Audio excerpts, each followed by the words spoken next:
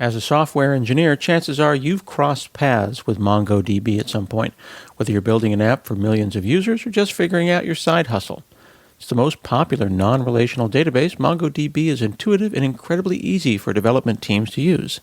Now, with MongoDB Atlas, you can take advantage of MongoDB's flexible document data model as a fully automated cloud service.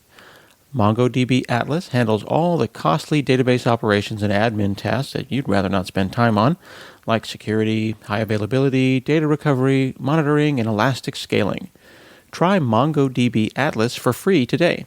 Visit www.mongodb.com/cloud to learn more. That's mongodb.com/cloud.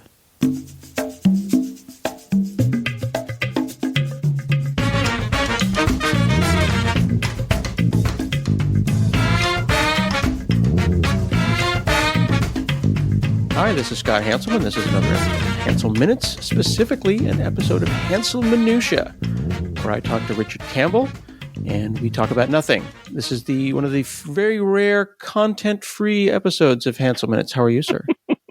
Why do they like them if they're so content-free? I just encourage people to lower their expectations. We originally started doing Hanselminutiae when we would call each other when cool stuff happened. Yep. And then at the end of the call, you would say, did you push record?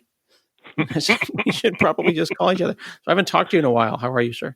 It has been a while, right? I mean, what have we done? 18 or 19 of these things? And the last one was 2017. So we skipped a year. We had one last year, as you recall. We tried to get it working on Google Hangouts, and then my computer blue screen, and I spent the next 6 months debugging my computer. That's basically at that point, you just build a new machine. I don't want to solve this. Pretty frustrating. But what are you going to do? I just got off the phone with a very nice gentleman who is the lead developer on CircuitPython. Have you ever used CircuitPython? No. What is CircuitPython? This is a gentleman's name is Scott Shawcroft, and he works at AdaFruit. And as I hope that we all know, AdaFruit is just wonderful, and everything that they do is magic. Yep. Just a great playground for stuff. And CircuitPython is a version of Python that makes coding IoT devices, electronics, DIY kits. It makes which is what AdaFruit's all about, right? It's what AdaFruit is all about. So the idea is, how do you deal with Arduinos right now, right? You have to install the Arduino IDE, which is kind of funky looking. And you have to, it fakes a serial port or it installs weird USB drivers. And it's just, it's a thing. What CircuitPython is, it's Adafruit's branch of MicroPython that basically is designed to simplify experimentation on microcontrollers, not microcomputers. This is not Python on a Raspberry Pi, because that's a computer. It's got 4 gigs of RAM, right? So this is basically writing Python to do controlling hardware rather than using C or C++ or whatever. What's cool about it, though, is you go and buy something like a Circuit Playground Express, which is just a little round kind of cool badge, or an Adafruit Feather, or even the Adafruit Itsy Bitsy, which is as small as your thumb. Their stuff is great. Trinket, Feather, Gemma. All these things are tiny. You basically plug them into USB, and it shows up as a drive, as a disk drive. It's probably not a disk drive, it's magic or whatever, but right. And there's a file called code.py, and you edit it and you hit save, and when you hit save, it reboots the board and runs the code. Oh my goodness. And the Itsy Bitsy is absolutely minuscule. I mean, it's like the size of a quarter. No, it's nothing. Like it is the size it is, probably because they needed at least as big as it would be for the USB to plug into it. Yeah, I think it's the connectors. Literally, the edge connectors take up more space on the board than everything else. Yes, it's glorious, and it's like $11. Yeah, that's kind of a kicker, right? That it's. And I love it. They're like, it's smaller than a feather, but larger than a trinket, right? It's basically an inch and a half long. It's really small. Now, that's not a great example. I think the fun one, and the one that you should all rush off and buy and tell them I asked you to buy it, is the Circuit Playground Express. And this is really fun because it's got 10 bright pixels. It's got a motion sensor. It's got a temperature sensor, a light sensor, a sound sensor. All the stuff's already in it. Perfect little thing. And it's just running this little processor at 48 megahertz, and it'll batteries will last for forever, right? And what a treat! It's just a great little device. And if you had an idea and you wanted to go and make it happen, like a costume or a piece of art or whatever, you'd bang this thing out. So we're just talking to him about some of the work that they're doing over there, and some of the things that they're going to talk about at PyCon, just pushing the limits of what you can do. And it's amazing to me how they're making the developer's inner loop simpler, right? Back in the day, the basic metric is how long does it take for me to write code and run it on the device? The faster I get around that, the happier I am. Right. And how many keystrokes are you writing code, and how many keystrokes are you getting your code ready to run? Right. Wrestling with the plumbing. Yeah. Which is just a hassle. We've talked about yak shaving, right? Yeah. Well, are you done yet? Well, I'm still shaving that yak. Right. It's had nothing to do with anything. No. But yeah, CircuitPython is a joy, and I am learning all about it, and it's becoming my most fun way to do stuff. And I've got a blog post up where I used a thing called a PyPortal, PyPortal, which is a little tiny screen that you can also get from AdaFruit. This is super fun. I can hear you searching for it. It's got a 3.2-inch color TFT touchscreen. Wow. Touchscreen, my friends. $50. $50, little tiny thing, and then you can go and get like a little 3D printed case or a laser cut case, and it could just sit on your, like everyone's talking about getting an Alexa, right? Yep. So Amazon can listen to your house, right? You can have a PyPortal. It's all open source. You could make it a touch screen. You could make it a button like a Stream Deck. I went and made mine go and talk to my blood sugar and just show me my blood sugar. You could make a YouTube, subscriber and view counter. Whatever makes you happy. You could make it a piece of art to show your Twitter followers. Like, it's a dashboard. Yeah, no, just a little digital device. Fun. I'm all about the dashboards. Did you see that DAC board that I made? Yeah. When I saw your original post on that, actually, I made notes that's something for the house. Like when I get the cycles to work on that. Yeah, it's a dakboard.com. You can buy it from them if you've got the money. But if you have a monitor lying around for $100, they'll sell you the Raspberry Pi with the software already on it inside of a case with basically they'll save you time. You could make this yourself, but they'll do all the work for you and associate it with everything, and it just boots up and it's done, handled. Very, very nice. I went and made one with a Raspberry Pi Zero, and then I just gaffer taped it to the back of the monitor. Yeah, nothing that can't be fixed with duct tape. I'm telling you, man. But for $100, it's hard to resist. It's so simple. Well, and again, it's even fun to resist for no money if you have a Raspberry Pi. To literally just take parts, right? If you've got a Pi Zero lying around. Yeah, man, absolutely. So what are you working on? I have, I'm all in on the book. Like I'm really almost not gadgeting at the moment because it is just nonstop research and trying to get the book done by the end of the year on the history of .NET. You know what interview I have booked coming up in the next couple of weeks? What is that, Guthrie? Bob Muglia. Oh, wow. Where is he? Bob Muglia is the CEO of a company called Snowflake down in San Mateo. So I'm actually making a trip down to the valley. He's graciously given me some time. I've had a lot of hours with Mr. Guthrie. He's very detail-oriented. And, the first 3-hour session I did with him, we talked about him joining Microsoft in 1997. And in 3 hours, we got to the year 2000. So we were still 2 years away from shipping .NET. So it's over a dozen hours of interviews now I've done with Mr. Guthrie. The other recent addition to this was David Treadwell, who's at Amazon these days. And he was the VP in charge of .NET during the development of it, 99, 2000, 2001. So where are you anticipating people will buy this book? I'm going to make the paper book. I'm thinking I'll Kickstarter it in the fall so people can pre-order it. I think people want a physical copy of the book. That's what they tell me. So I will make a physical version of the book. But I mean, I would read it on my Kindle. That's just the way I tend to read, right? Sure. But this is a coffee table book for nerds. Well, it's interesting. I've collected a lot of the original marketing screenshots and demo apps and things like that. I'm almost thinking I could make a coffee table book, but I just want to tell the story of all of the work that's gone on over the past 20 or so years, and how how .NET transformed itself. I mean, it used to be a product for Windows, and now it's not.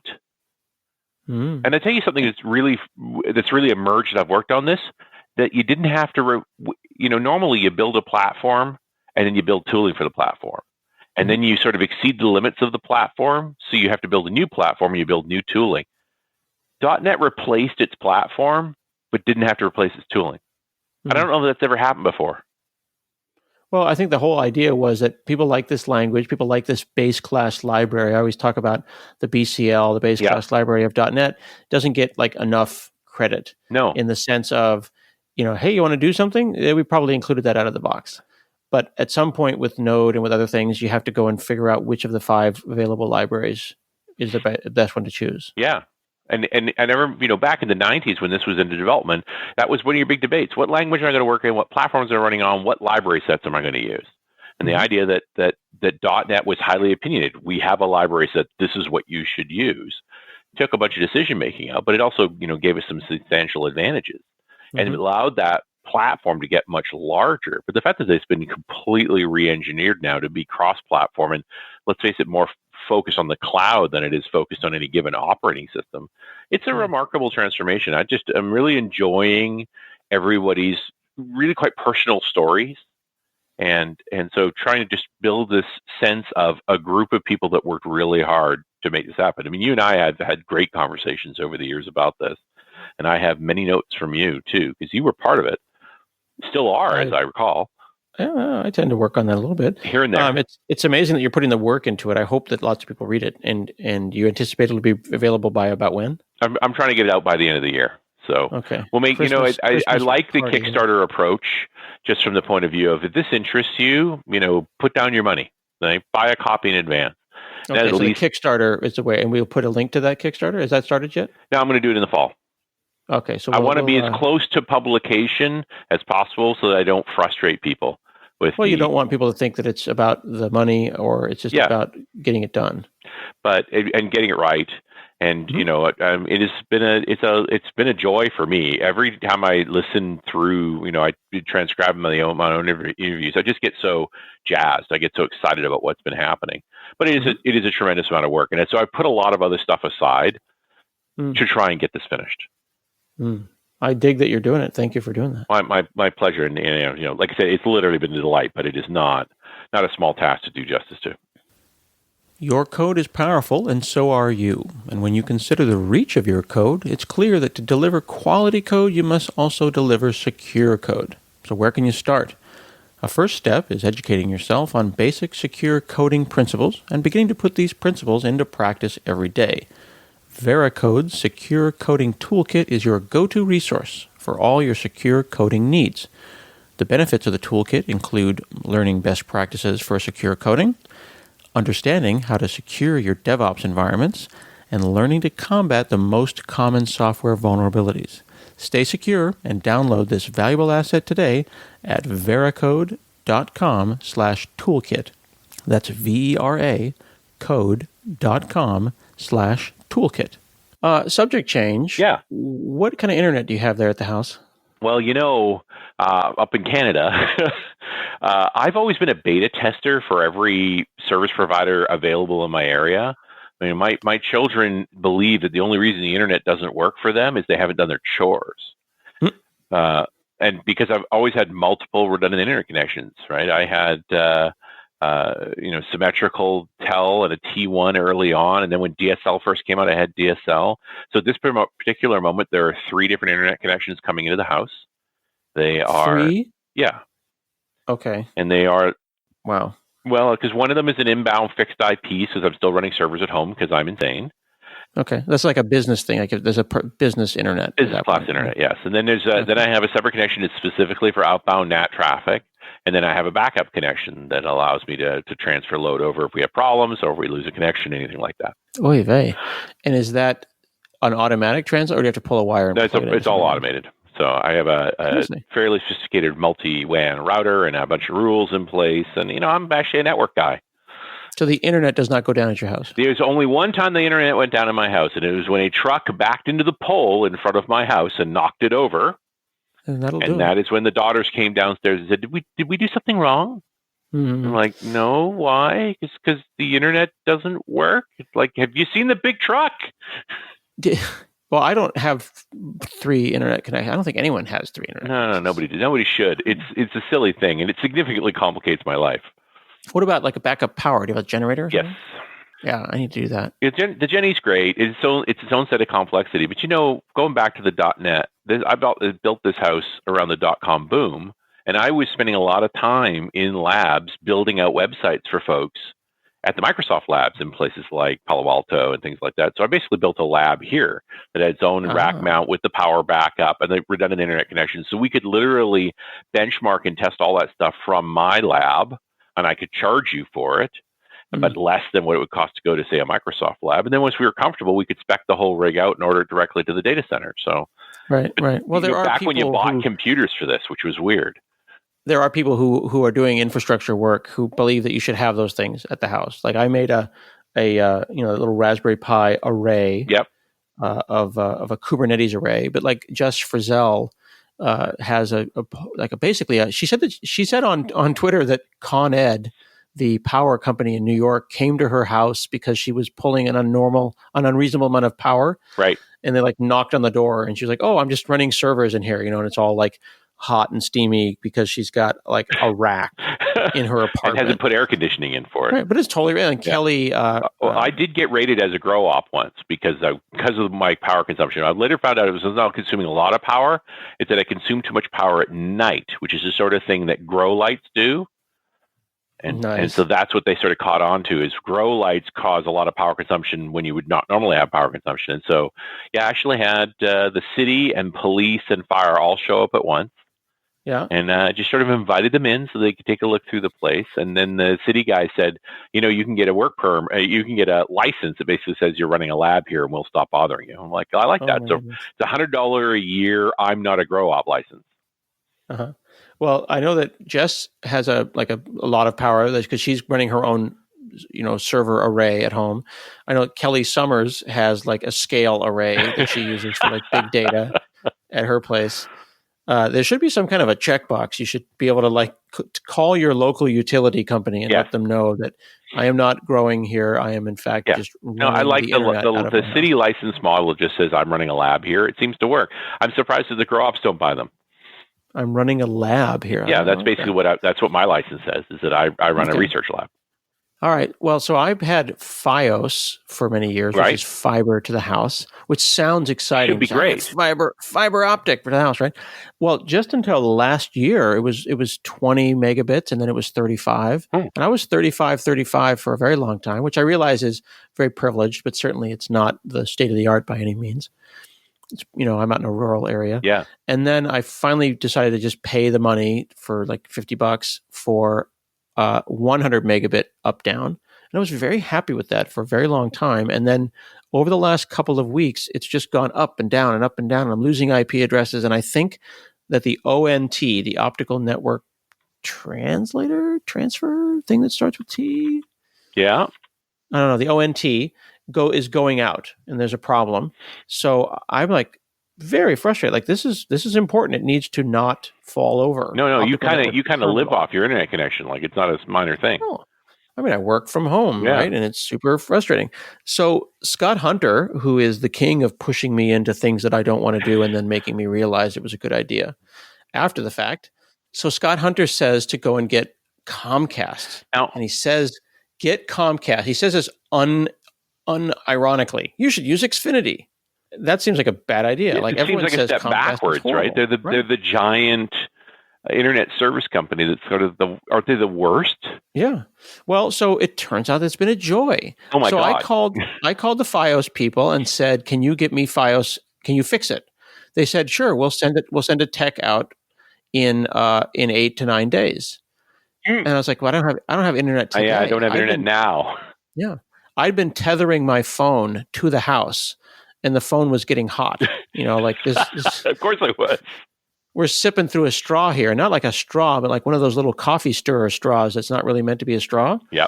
And, the family can't do their homework, and the wife's upset, and Netflix doesn't work. So things are becoming a problem. So I called Comcast, and dude, I have been sleeping on what's been happening in the world of the internet. Do you know you can buy a standard router now called Dox? Is it called DOCSIS? Yeah, DOCSIS is the specification for cable modems. Yeah. When did this happen? Like you used to have to rent it from them. Well, they and now usually you can go to Best Buy provide and them, buy but one. yeah, there are third-party ones. But you're saying this like you're saying this with such a laissez-faire, casual attitude. I'm a laissez-faire, casual guy. You are as Canadian, right? I didn't know this was a thing. You can just buy one and own it and have full control of your network entirely, except for the wire. So that was amazing. I went and bought this gigabit network bridge. I guess it's not really a router. I got a modem, which is a bridge. I want to manage my own DHCP, right? I got this modem, a gigabit modem. Yeah. And they said they would have a person out the next day. Wow. Well, because they're selling you something new, right? Oh, yeah. But I was just like, they just jumped. New internet. New customer. They'd rush over to the house. Then they said, well, we don't have any cable anywhere near your house. Oh. I don't know. What does that mean? Like, well, no one ever pulled the coaxial cable to your house. And I said, well, where is it? Well, it's on the corner. And they said, we can have a person come and dig a hole under your house and under the sidewalk to make a PVC pipe and push the coax to you. And we'll have that in a couple of weeks. So that's not any good. No. So then I'm like kind of sweet talk the kid, and I was like, hey, can you help me out here? So he ends up pulling 200 meters of coax and laying it across the front yard. Just lying on the ground. House. It's just lying on the ground outside my house right now. It's temporary. Right. Shoves it in a hole in the side of the house. We take it all the way into the server room, which is the closet under the stairs. Right. And plug it in. But once he got it, once he accepted the fact that there was going to be a 200-meter wire like sitting across the sidewalk, breaking some kind of rules. I'm sure there's a dozen like zoning rules that have been broken at this point. I plugged it in. I got gigabit. I literally 10x'd my internet for the same price. I pay the exact same, and I went to a gigabit now instead of 100 megabits. Glorious. And suddenly your network speeds are going to matter, right? Yeah. Well, so now I've just hit another limitation, which is my my Wi-Fi router. Oh, what are you using for Wi-Fi? Well, I'm using an Amplify, AMPLIFI, which I love. And for wireless, it's perfect. It's like the perfect balance between a consumer product and a prosumer product. I think it's just a brilliant router. It's a mesh network. Got full coverage all over the house. As I recall, they're attractive units too. They're gorgeous. It looks like the Tesseract, right? It looks like the Avengers. You know, what I mean? It's just a very lovely little kind of opaque white cube, just looking scrumptious. And what it does is it's fine on Wi-Fi because Wi-Fi, of course, can't do gigabit. But I've got Cat 6 cable pulled throughout the house, and I've got gigabit Ethernet on all my things. It just can't handle sustained gigabit. It gets kind of warm. And I've got 11 devices on gigabit. So once I start doing anything major, plus I bought a modem that is a multi-homed. It'll like let you do link aggregation across multiple gigabits. Right. So in some theoretical future, Comcast will call me and say, we can do 4 gigabits now, or I can do up to 4 gigabits, right? So it'll max out 4 individual cables and then bring it into the house. And then I could do link aggregation because my desktop has 2 gigabit connectors with link aggregation. So you get the idea that this is gonna hurt my little router. Yeah. So I'm thinking it may be time to go from Amplify to this Ubiquity. Yeah, Ubiquity seems to be the way. It's gigabit Ethernet all over.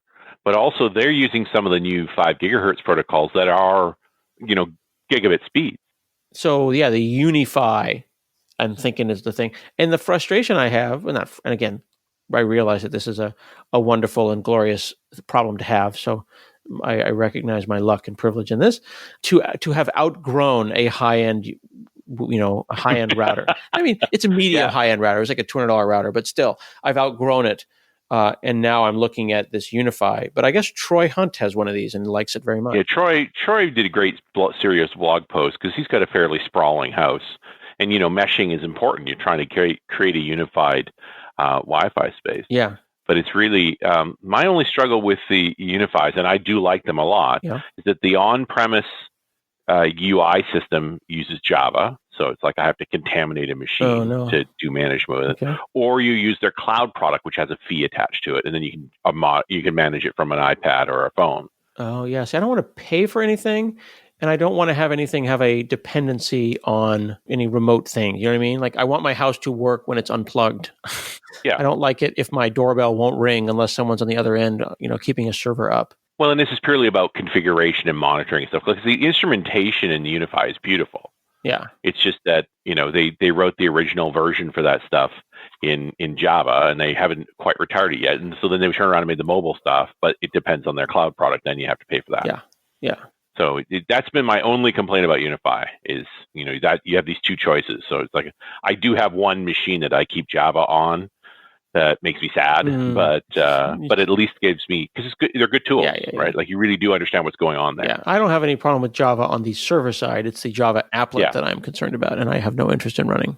And you got to run it, and so the side effect, of course, I have this one machine that I do the monitoring from that has Oracle popping up on a regular basis. Tell me about a new version of Java. Even Oracle doesn't like Java. I mean, really. I don't think Oracle likes anything. Well, they're just mean. Yeah, they're not pleasant. That's for sure. But the product, I mean, it's gorgeous. It really is the best of the best. What's really interesting about Unify, and it's part of the challenge, is it really is enterprise class stuff, but there's some reasonably priced parts that you can use in your home. You just got to make sure what you're looking at. Like, you start poking around at some of their higher end products, like, oh, that's $1,000. I'm not spending $1,000 on a device for my Wi-Fi in my house. Well, exactly, but right? Like $300, okay. This is the thing, though. $300 is still a ton of money. If I'm going to buy something for $300, it needs to work for years. You know what I mean? Like, I want these things to work forever. Well, and you expect these to be magic. They're also PoE, which I really like. Power over Ethernet.